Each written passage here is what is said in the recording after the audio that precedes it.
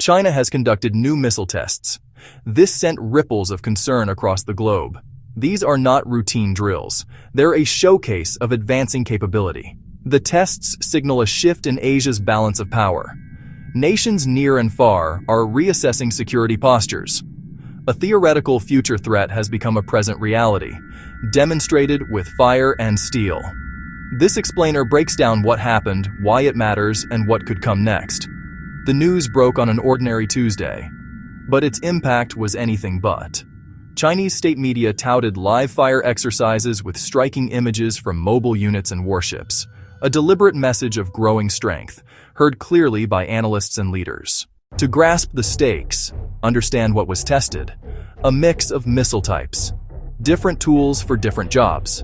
Short-range ballistic missiles travel a few hundred kilometers to strike nearby targets with precision. Naval ships and island bases fall within their reach. Speed and mobility make them formidable in localized conflict. Medium and long-range systems extend striking distance far beyond the littorals. Their range redefines regional vulnerability. Reportedly, hypersonic glide vehicles were involved. Unlike typical ballistic arcs, they maneuver unpredictably.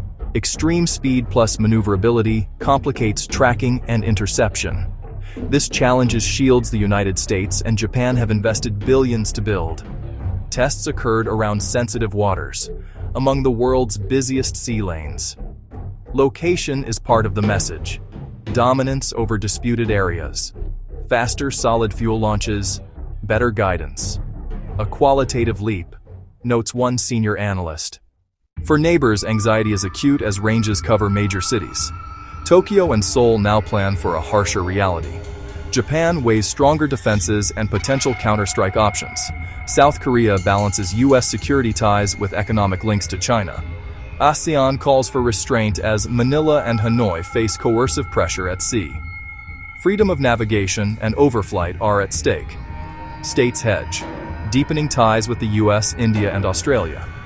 India reads a broader pattern of assertiveness. Australia recalibrates as distance no longer insulates. Investments rise and pacs deepen. Middle powers fear being squeezed between rivals. The neighborhood is on edge and watching every launch. Responses blend careful condemnation, calls for restraint and recalculation. Washington labels the tests destabilizing yet urges dialogue. Two-pronged approach. Crisis channels and reinforced presence with allies.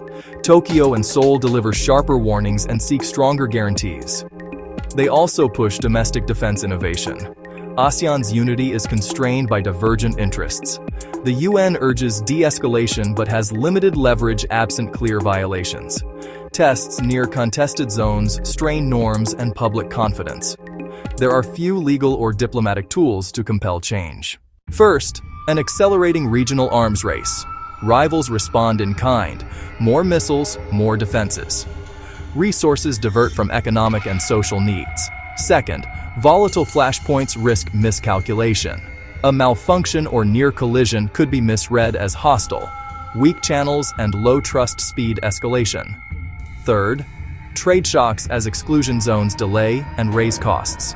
Persistent drills or conflict could sever vital sea lanes. Fourth, norms erode when might rewrites rules.